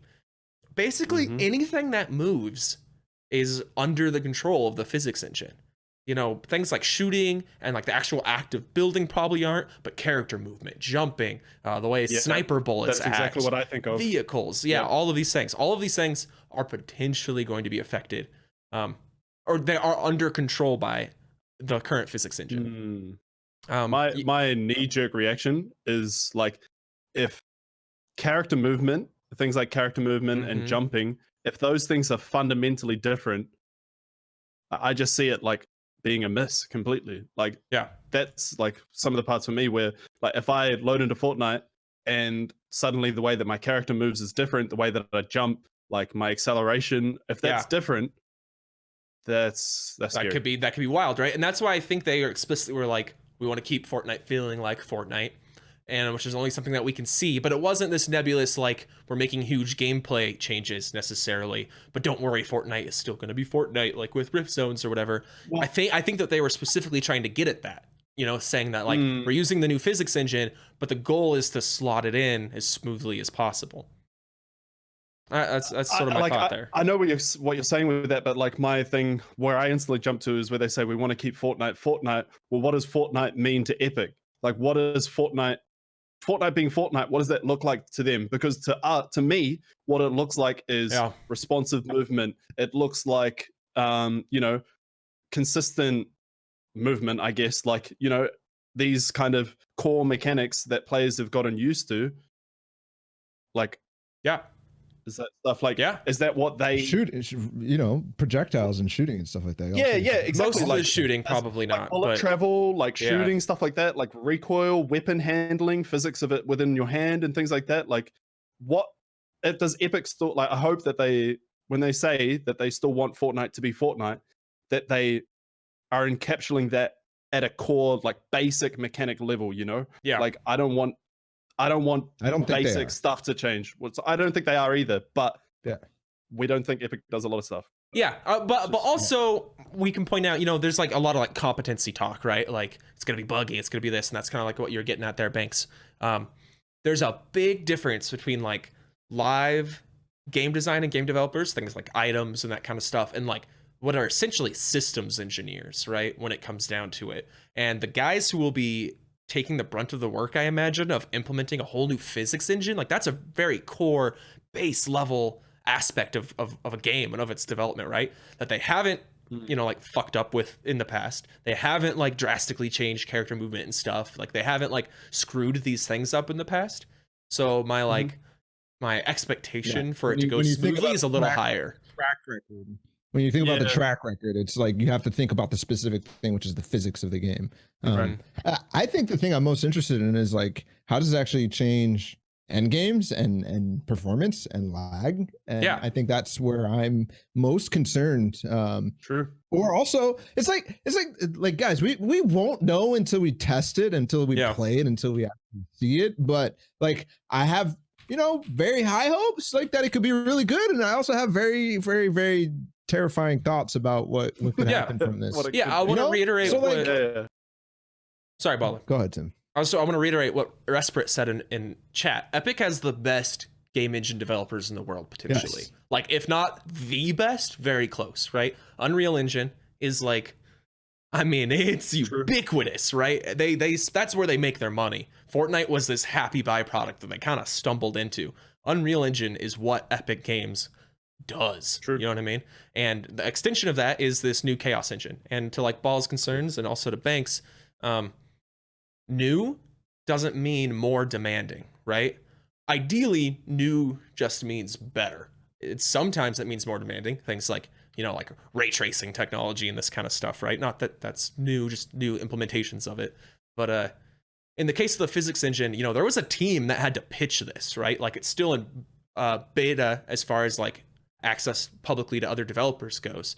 Someone had to pitch it to the Fortnite team, right? And then had to pitch that to higher ups of like, we think it's stable enough. It'll have these improvements on the current game or these costs. Like these things were considered. And I think that the first fear to jump to is like, it's going to be like worse performance wise because it's new and it's shiny. But I think that the more correct initial thought would be they're not going to implement something with the knowledge that it will be more demanding, not with the current state of things like Switch, mobile, consoles. Those aren't suddenly not targets for support, right? Like my assumption, and again, it's still an assumption, we'll never know, is performance will be better. Like that would be one of the big main reasons, because it's not a light or easy decision to make. Let's swap out the entire physics engine? That's crazy. We got to remember, Fortnite wasn't meant to be what it is. Fortnite was save the world. That's why I'm so scared though, right? Like that's why I'm so scared. Fortnite was not meant to be what it was, and it was not meant to house 100 players in the end game. Like that's why it terrifies me, because they clearly like did not really, you know, think that this would be the requirements to their game, especially in a competitive sense. And when you think about their targets, they're definitely not, you know, dropping support for consoles and mobile players and stuff like that. Like clearly that is their very, very high target. But they might not necessarily care so much about the things that we care about here on this show, which is why, like, again, I'm scared. Tim, you give me hope, but that's all I can hope. But you have to, So I don't know. This is like we don't know what the hell we're gonna get, guys. Like we literally don't know, and we just don't. To talk like we're game developers in the first place is just like why? Like we to be honest, we shouldn't even freaking comment on this in the first place, because like I don't fucking know what it is to create an engine. Like let's be honest. Sure, I know how to code, but like I don't know what the hell a physics engine is. So I kind of like reel everything back. I can have hopes or whatever. It's also like curious, like why they even announced this in the first place. Like, because I appreciate it. Patch notes. I appreciate it. I love it. I love it. Like, it's great, but like, I wish it would have come earlier. The one thing that they. But I do appreciate it. It's hard, right? Because it's that classic dichotomy of like, we all would like to be in the know. And even just here, even if it's something nebulous that you can't comment on, like we're putting in a new physics engine, that's why it's taking so much time for us to do anything, you know, last couple months. Like, that doesn't mean anything to us, but I appreciate knowing that there's a reason, you know, and it's not like you like put a hard kibosh to like, they're dropping competitive or like, oh, it's going to be so awful. Like, no, like the reason it's taking so long is because we're working on this. Like, that's nice. Yes. But I agree. Wonderful. Like the reason they didn't do that as soon as we would have liked is because now they're beholden to making this change, right? Like the community will hold them to the fire for that. So I agree, it's kind of weird. Another interesting thing about Another kind of interesting thing in that report, or in that communique from Epic Games, was that You know, they had a couple posts. yeah, they had a couple lines redacted, if you will, secret skirmish style, you know. There's going to be blank and multiple blank, right? And everyone's like I saw something in chat earlier that's like pointless. they like why did they like hide things out like it's secret? Oh, it's going to be more rift zones and gimmicky. It's the same style as they did for that. Like, dude, it could literally be multiple competitive events and a new item could have been what like we don't know. Like they're literally just saying stuff's coming. That's all. That's all the intention of any of it was. Is like stuff is coming. Like we're working on stuff. That's it. Like that's the entire extent of it. Like reading more into those redacted lines, especially like the type of change. Like come on, you had just as high a risk with the patch coming out tomorrow as you do with the knowledge of these redacted lines in this post. Like I don't know. That's weird to me. People are reading so much into that in particular. I don't know, man. Oh boy, yeah. The redacted lines is pointless to me and kind of annoying because I know what it does and it's good for them, I guess. But all it does is start dumb rumors and make people like, oh, there's gonna be this. Like, yeah, but that's Fortnite's whole MO. I love the fact that we could see the cone, like the stuff through the cone, like already, like, oh, that Tom's saying, oh, it's because they're removing the cone or whatever. Like, but it starts these things that people. I don't like misinformation. I don't like it at all. And when you market based on misinformation, it's kind of annoying, right? Yeah, I agree. I think that like this is what they've always done. New stuff coming. Here's little hints and teasers and stuff. We're not going to tell you what it is. Like that's what all marketers do, to some degree. And like I get it, but I agree that it also fosters. That's why the black hole was a thing, right? yeah. It also fosters this community that already like seems to have this huge problem with it. They can't just take it and be like, we don't know, but we can, speculate. They go like we jump to like the worst possible scenario. I mean, I take all of that back right now because the last couple of seasons show that maybe we should always jump to the worst possible scenario. But, I'm on edge, man. I'm literally oh god. Yeah. It's been such a long time since we had a major update that like I forgot how terrifying every major update actually is. Like, is this gonna break everything and make me hate the game? Are they getting rid of turbo building again? Like, what's going on? You were telling me something that I said we probably didn't have enough time for, but like, yeah, feel free to bring it up now because we're getting into it anyways. Was this about the secrets or the taking the season for granted? Yeah, taking the season for granted. Like we're talking about like being hopeful for updates and being scared for updates, and we haven't had something in a long time. And you were telling me before, like I think people are taking the season for granted. Why do you think that? Because they need to be careful what they wish for when they talk about the things that they want. Because Epic has a track record of taking things to the extreme, and the things that they think they want, they might not end up wanting. Like they want more mobility, but what if they throw in, they throw the book at us again, and they have shockwaves and shadows and everything, which in my opinion is way too much mobility, and it adds an RNG factor to the game. People this season complain about zone RNG, but they forget to think that that is like the actual only bit of RNG except for loot RNG and stuff like that.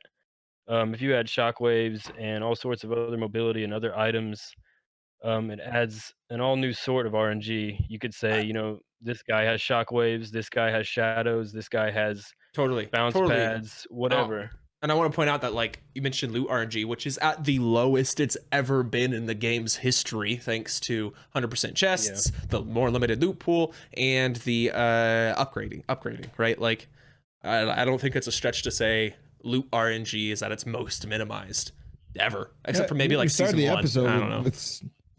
We started the episode with saying this is the best competitive this is the most competitive season, and we kind of agreed, we kind of disagreed in some senses, but on a lot of different things. But we can clearly say that this in the past couple of months has been probably the most happy, or at least satisfied, that the Fortnite competitive scene has been.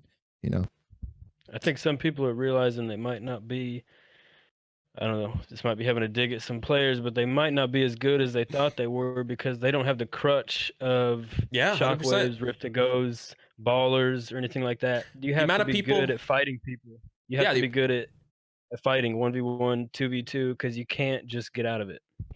The amount of people I see who are like, I see it constantly in spaces like Twitter or on the competitive Fortnite subreddit, right? Where people say like, I won money during the World Cup season in the World Cup qualifiers, and now I can't get trash, and it's because this game is, gone to hell, and it's too RNG with zones and stuff. And it's just like, dude, you had combat shotguns, like redeploy as an item, you had ballers, you had like drum gun for a portion of that. Like, sorry, like maybe you just aren't like that good in this meta, Yeah, also that, like, maybe you just didn't keep up, right? But like, I agree with that. All right, Banks, thank you so much for bringing all these topics up to our attention. I really appreciate it. I look forward to having you on in the future. All right, thanks for having me, guys. Peace Later, out. bro. All right, Banks, thanks. Balla, do we got time for another caller? How are we looking? Are you looking for somebody specific? I was wrapping up on that last one.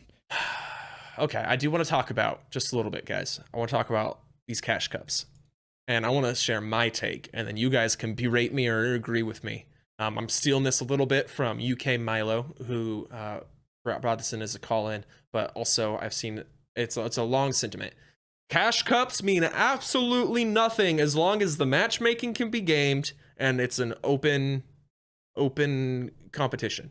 And not only do they mean nothing, it's like they mean nothing. They mean nothing. They could be like a small indicator of skill, but like it's a trash indicator of skill because how Wavy Jacob is a good player, but how good is Wavy Jacob really, and how much does the 120 point first place mean when we know that you can just game the matchmaking system and get super easy lobbies, and we see it over and over again, right? Like, it just means nothing. What are you talking about when you say game the matchmaking system? So you either wait and let the average points rise so that when you queue into your next game, you are against less skilled players despite the amount of points you had.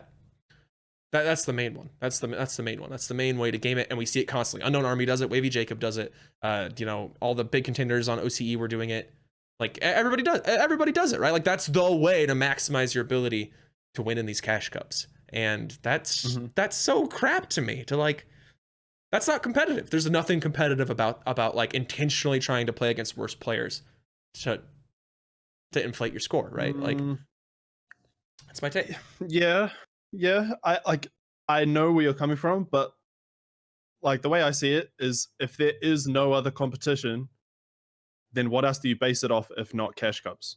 Regardless of how you play the matchmaking system or anything like that, you have to have a level of skill to consistently convert these games into high points over and over and over again. So like, yes, I fundamentally agree that cash cups don't mean anything in the overall grand scheme of how players will perform at LAN, or what their overall skills is, or anything like that.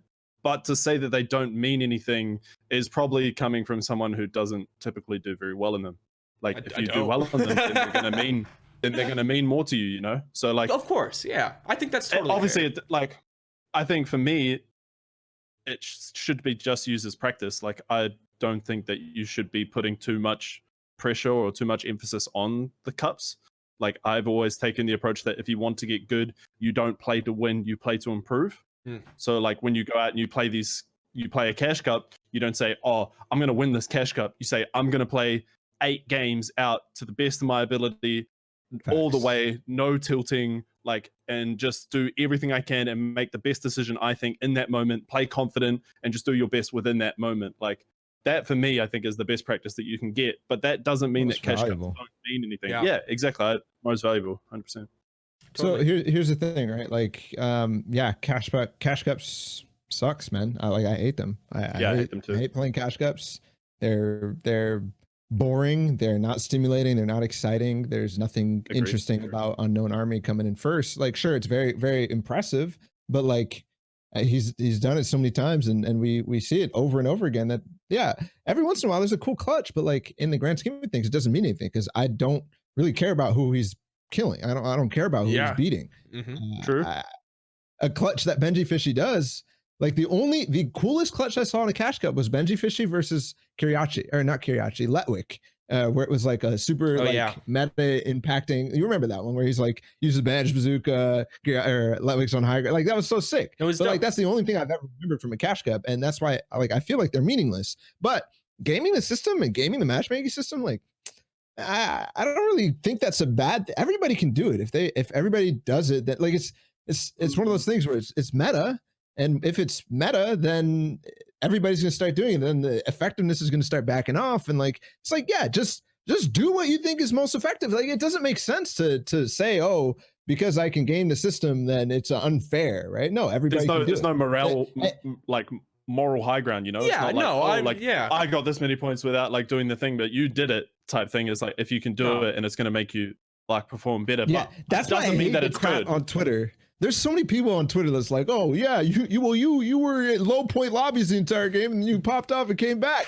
And like the Dubs and Mega argument where they got 2 back-to-back 20 bombs in World Cup to qualify for World Cup. Like none of these things like really change the impact or impressiveness of what they did. And I don't think it's a bad, I really don't, because how else are we going to do competitions? Yeah, exactly. I agree. I agree with open competition. Yeah, I mean, if you want to perform at the highest possible level in a cash cup, you're going to take advantage of every possible thing you can take advantage of, and that's not a moral decision. Like to your point, Twizz. Like, yeah, of course you should do that, and like, you know, players should be gaming whatever they can game. Like, I don't take like offense necessarily at that. It's more of an offense at the whatever the format they can game itself. That's legal. Like yeah.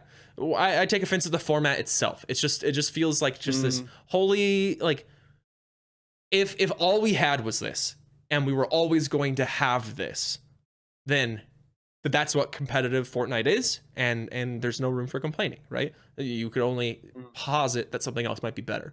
But we know how they like to run actual events, right? The majority of events with the biggest prize pools and the most preparation and the highest skill play, and they're not played like this, and this isn't the format, and they're not gameable in the same way. So it's just like this, like, you know, like you said, Balla, just kind of like this thing that ends up being pretty boring to watch, not incredibly engaging.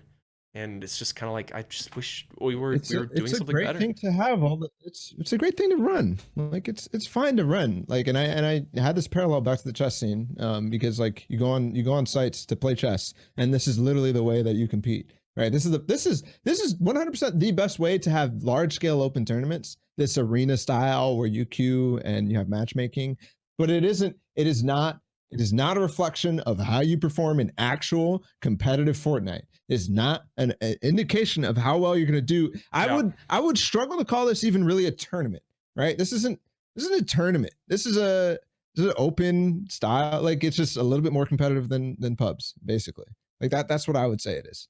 Yeah, it's like playing basketball at your local court, right? As opposed to having like a scheduled like game against players that are actually good. You're just going in and you're playing against whoever's at the court at the time. Yep. Exactly. Yeah, it's a different thing with different goals. It stresses different skills. It just so happens that I'm valuable. Sick and tired of it. It is. Me too. It's valuable. I don't think we might not be interested in, but it is valuable for the scene and is valuable for Epic. It's like it increases value in a lot of different places, but not if it's the only thing. And I can't stress that enough. That's why we're also bored of it. That's why we're expecting other things. Totally. If it's alongside other stuff, it's like great. Power to you. Like keep it coming, right? Like no complaints at all. It's not okay for us to have that be the only form of tournaments for 3 months in a row. Yeah. And then it would be if Balla, you want to talk about how bad the third-party tools are for running events again? Because that slots great into this conversation. All right. Anyway, we're pushing up against time. We managed to stay away from talking about aim assist yet again, much to Balla's pleasure.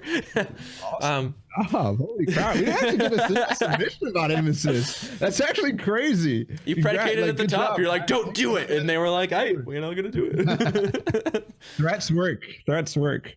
Twizz, thank you so much for agreeing to come on the show this week. It was fantastic. It was my first time kind of getting to know you, and you're awesome. You're dope. You got a cool shirt, so thanks, man. I'm jealous.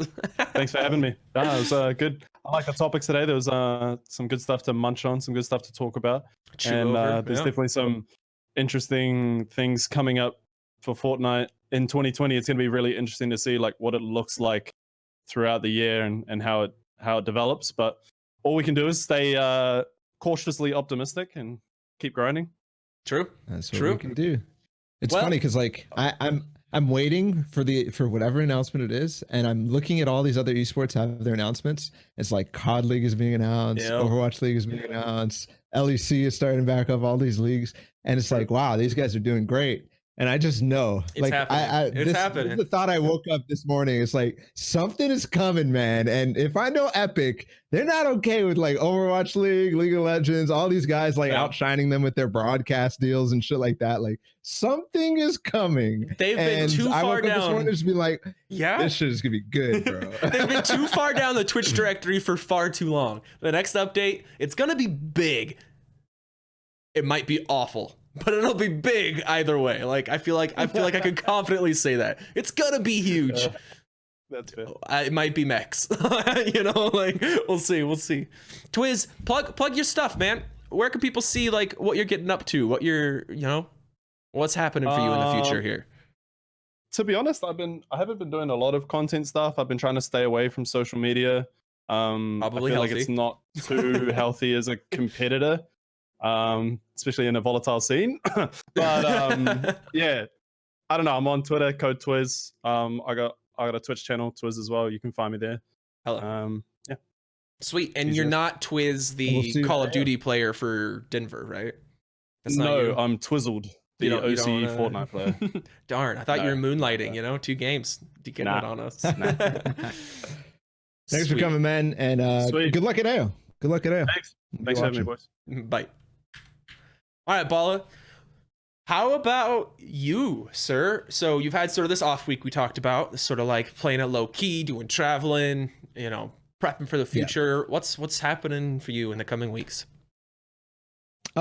Stay tuned. I'm not too ready to say too much about stuff on my channel. I think I'm going to be doing some different things, so keep an eye out on that. But next week, what I can say is that I will be at the Super Bowl for the Stream Bowl, which is going to be the thing with all the big content creators and paired up with an NFL player that they drafted, and it's been going on for Twitch Rivals for a while. That draft was hilarious. I'm gonna be out there. The draft was hilarious. Oh my goodness! I posted the clip of Tfue, and yeah. So it's gonna be great laughs. It's gonna be a good time. I can't wait to see exactly what the heck is going on over there, because I don't think there's been really, besides the duos and the draft that's been announced, I don't know what we're doing. So it's gonna be fun regardless. I get to go to Miami and get away from the cold, but I heard it's pretty cold down there, so it's gonna be rough. I guess we're just gonna go from cold to cold. We're supposed to not be able to do that, but who knows? Regardless, tell me, Balla. Twitch. Tell me you're gonna be just blasting the Will Smith Miami Classic the entire time you're out there. Yeah, I'll do that. What are you? Okay. I have no clue what you're talking about right now. Really? Like the chart-topping song "Miami" by Will Smith in like the early 2000s? Come on, what are you? No, I'm sorry, I don't know. I lived in Belgium into the 2000s, so yeah, I don't know about chart-topping. Like, the only toppings I know is, you know, chocolate on my waffles. And let's go. Let's go. All right, Balla. Where can people find you getting up to these things when you are back to getting up to them? All the things is at BallaTW everywhere, or just BallaTW everywhere. So go check it out. I'm not on TikTok yet. That's the only place. And Facebook. The only one. You could find me. Mm-hmm. If you tried hard enough. Don't do necessarily, but you could. All right, Balla. Thank you so much for another fantastic episode, man. I hope you have a great evening. Peace out. Much love. Peace. Much love. All the love. All of it. All right, everybody. This is the end of Hotline FN, episode 20. I know that it is your favorite podcast that has call-ins and is related to competitive Fortnite. I know it's a narrow genre, but we own it. Oh, I had something. I was supposed to make a graphic for this. I have very important news. Check it out. So as alongside the usual, please follow, like, and subscribe on Twitch, twitch.tv/TIMMCD, on Twitter, on YouTube, for myself, for Balla, for Twizz, for everyone who called in. But I finally got, thanks to you, majestic, beautiful people, and your follows on Twitch, we hit 1,000 followers, which means I have a supporter creator code. That's right. It's fantastic. I've had it for 2 weeks now, but it took a while for me to get the name changed because I'm bad at following instructions. So it would be super cool if you decided, as a way to support the stream, use code TIMMCD in the item shop. Ad. It's an ad. I get some of that money. I get some of that moolah. So go into Fortnite, go into your item tab or the shop tab, click that little support a creator button and put my name in there, and we'll be living a great life. I've already made, I can't tell you how much, but it's not very much. Not yet anyway. That could change with you. That could change with you. So once again, thanks so much for calling into the show. Stay tuned for updates on the future schedule. Like Balla said, scheduling is going to be kind of weird for the next 2 weeks with all the events going on and traveling and stuff. So we're still trying to decide if we'll do an episode sans Balla, if we'll go on a short hiatus, what the plan is. Because definitely want to get some content out around AO and around the Super Bowl events. So let me know on Twitter and in the comments if you're listening to this after the fact. What do you want to see? You know what I mean? What do you want? You really want some content next week after that? Or are you cool? You're just like, you know what? I don't know about this Tim guy yet. I just kind of show up for Balla. Like, I don't know. Got some apprehension there. Maybe this is my chance to prove myself to you. So we'll see. Let me know what you're feeling. All right. And as always, thanks so much for watching.